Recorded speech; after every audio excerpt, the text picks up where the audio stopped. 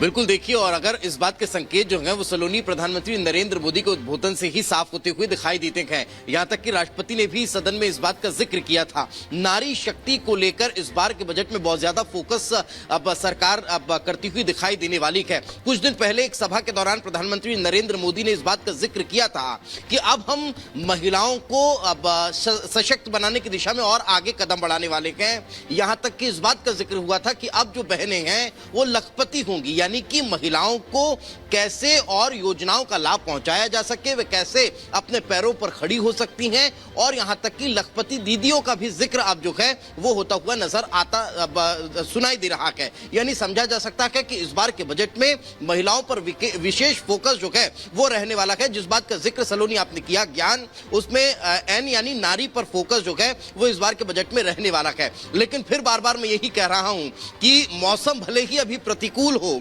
लेकिन अनुकूलता की उम्मीद हर इंसान लगाए बैठा है। और जिस तरह की बारिश हो रही है वो उम्मीद ये कर रहा है कि 11 बजे जब वित्त मंत्री निर्मला सीतारमण अपना बजट पेश करेंगी तो कई सौगातों की बारिश जो है वो सदन में देखने को मिलेगी। आम जनता के लिहाज से, 2024 के लिहाज से अब देखने वाली बात होगी कि जिस ज्ञान और गीता का जिक्र हो रहा है उसमें किस किस सेक्टर में ज्यादा फोकस होता है। क्या तो जो बात दीपेश बता रहे हैं, दीपेश, लोगों की जो उम्मीदें हैं अब उन पर कितना खरा उतरेगा ये बजट, आम आदमी को शायद इस बात से कोई मतलब नहीं है कि एक इंटरिम बजट है, एक अंतरिम बजट है, बहुत बड़ी घोषणाएं इसमें ना हो पाए, वो हमेशा इंतजार करते हैं। लेकिन सरकार को इस बात का ध्यान रखना है कि बहुत सी घोषणाएं इस अंतरिम बजट में नहीं की जा सकती हैं, लेकिन लोगों को खुश भी करना है क्योंकि चुनावी बजट बार बार कहा जा रहा है, चुनाव से पहले ये बजट है और इसीलिए उस बात का ध्यान रखना होगा। कुछ इस तरह की खबरें मिल रही हैं, किन चीजों में बदलाव हो सकता है। कहा जा रहा है सूत्रों से कि किसान सम्मान निधि बढ़ाई जा सकती है, जो अभी 6,000 के आसपास है। 2,000 रुपए की किस्त पहली मिलती है, एक साल में 3 अलग अलग किस्त, वो 8,000 की जा सकती है। 9,000 महिलाओं के लिए उसे बढ़ाकर 12,000 तक किया जा सकता है। हो सकता है टैक्स स्लैब में खासतौर पर 80C में कुछ फर्क हो सकता है, जो 1.5 लाख से 2.5 लाख किया जा सकता है। 80D में भी बहुत सी ऐसी चीजें हैं जो आम आदमी की जेब से सीधा जुड़ी हुई हैं। और इसके अलावा बहुत से प्रोडक्ट जो शायद मुझे लगता है कि जो बाहर से आते हैं विदेशों से, उस पर आपको रियायत मिल सकती है, वो सस्ती हो सकती है। और उसका एक बड़ा कारण सुहेल ये भी है कि जो टैक्स कलेक्शन है, ऐसा कहा जा रहा है कि जो इस बार का 2023-24 का टैक्स कलेक्शन है सरकार का, वो बढ़ा हुआ अनुमानित है। ऐसे में वो ज्यादा खर्चा आम लोगों के ऊपर कर सकती है, भले ही ये इंटरिम बजट है लेकिन वो खर्चा कर सकती है, ऐसी उम्मीद लगाई जा रही है। सर, आपको ऐसा लगता है? देखिए, बहुत इंपॉर्टेंट, और मुझे लगता है कि सरकार जरूर ध्यान दे रही होगी कि हम मेजरली उस तरफ इंश्योर करें कि हेल्थ जो एक सबसे बड़ी प्रायोरिटी है, जिसको हम हमेशा कहते हैं कि हम धीरे धीरे बढ़ रहे हैं लेकिन यूएस कनाडा की तरह नहीं है, बट सरकार बहुत ज़्यादा पोस्ट कोविड आप देख रहे हैं, चाहे लास्ट ईयर का बजट भी था, इट हैज़ गॉन अप। और मुझे लगता है इस बजट से बहुत कुछ हेल्थ की पूरी इंडस्ट्री उनकी तरफ देख रही है, चाहे वो मेडिकल डिवाइसेस जिसकी मैं बात कर रहा था, या हेल्थ की एक्सेसिबिलिटी, कि इंश्योरेंस हर कोई खरीद पाए, उसकी कॉस्टिंग कम हो पाए। सर आप डॉक्टर हैं, आयुष्मान भारत को किस तरह से आप देखते हैं, और इसका आपको लगता है इसका जो बेस है वो और बढ़ाया जाएगा और ज्यादा लोग इसके दायरे में आएंगे? बहुत ही जबरदस्त स्कीम है गवर्नमेंट की, और ये जो यूनानिमसली एक उस पॉपुलेशन को कवर करती है एग्जैक्टली। और अगर ये इस कवर को बढ़ा दिया जाए तो भारत के लिए बहुत जबरदस्त चीज हो जाएगा। जो गांव में हेल्थ केयर पहुंचाने की बात करते हैं, जो प्रॉब्ली सरकारी संस्था पहुंचा रही है और प्राइवेट संस्था भी हाथ मिला रही है, आयुष्मान के साथ ये मैजिक डबल हो जाएगा। The speed of this will increase. मुझे लगता है कि सरकार को इस तरफ जरूर देखना चाहिए कि हम थोड़ा इस कवर को बढ़ा पाए, कि मेजर लोग इंक्लूड हो पाए इसमें। आकृति जी, आप जरा बताइए कि जो 3 F होते हैं, फूड, फर्टिलाइजर और फ्यूल, उसको लेकर कहीं ना कहीं सब्सिडी सबसे ज्यादा खर्च होती है। और जैसा सुचरिता मेंशन भी कर रही थी कि इस वक्त जो हमारा जो पूरा खाता है वो अच्छे से भरा हुआ है, तो क्या कुछ रिलीज होगी सब्सिडी?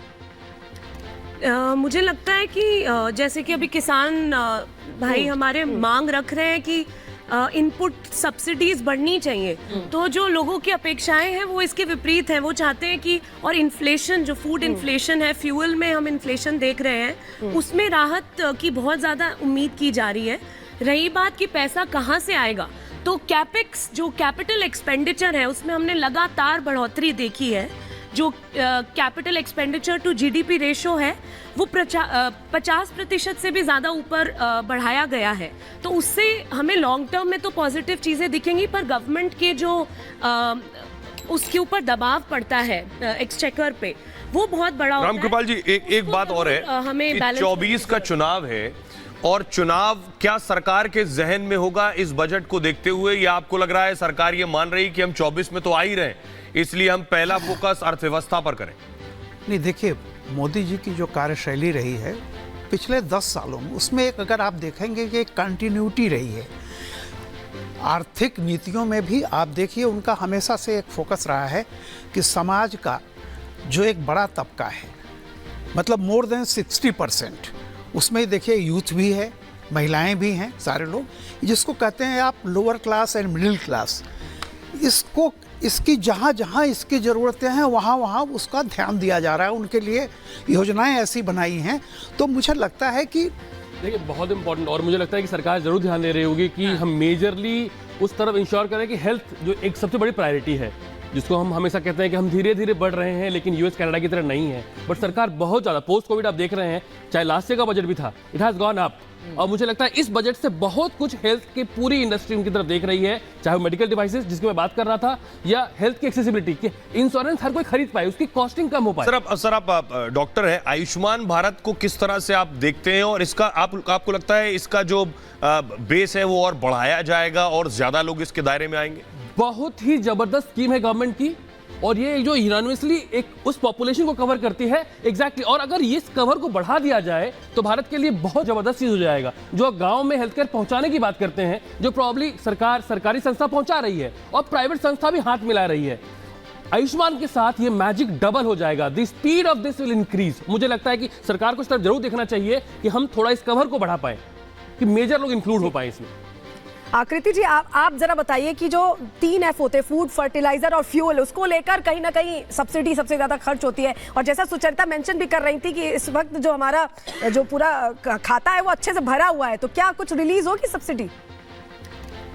मुझे लगता है कि जैसे कि अभी किसान भाई हमारे मांग रख रहे हैं कि इनपुट सब्सिडीज बढ़नी चाहिए, तो जो लोगों की अपेक्षाएं हैं वो इसके विपरीत है। वो चाहते हैं कि, और इन्फ्लेशन, जो फूड इन्फ्लेशन है, फ्यूल में हम इन्फ्लेशन देख रहे हैं, उसमें राहत की बहुत ज़्यादा उम्मीद की जा रही है। रही बात कि पैसा कहाँ से आएगा, तो कैपेक्स, जो कैपिटल एक्सपेंडिचर है, उसमें हमने लगातार बढ़ोतरी देखी है। जो capital expenditure to GDP ratio है वो 50% से भी ज़्यादा ऊपर बढ़ाया गया है, तो उससे हमें लॉन्ग टर्म में तो पॉजिटिव चीज़ें दिखेंगी, पर गवर्नमेंट के जो उसके ऊपर दबाव पड़ता है एक्सचेकर पे, वो बहुत बड़ा होता है। रामकृपाल जी, एक बात और है हमें कि बैलेंस 24 का चुनाव है और चुनाव क्या सरकार के जहन में होगा इस बजट को देखते हुए, या आपको लग रहा है सरकार ये मान रही कि हम 24 में तो आ ही रहे इसलिए हम पहला फोकस अर्थव्यवस्था पर करें?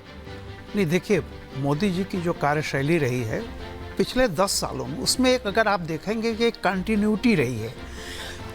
आर्थिक नीतियों में भी आप देखिए उनका हमेशा से एक फोकस रहा है कि समाज का जो एक बड़ा तबका है, मतलब मोर देन 60%, उसमें देखिए यूथ भी है, महिलाएं भी हैं, सारे लोग, जिसको कहते हैं आप lower class and middle class, इसकी जहाँ जहाँ इसकी ज़रूरतें हैं वहाँ वहाँ उसका ध्यान दिया जा रहा है, उनके लिए योजनाएं ऐसी बनाई हैं।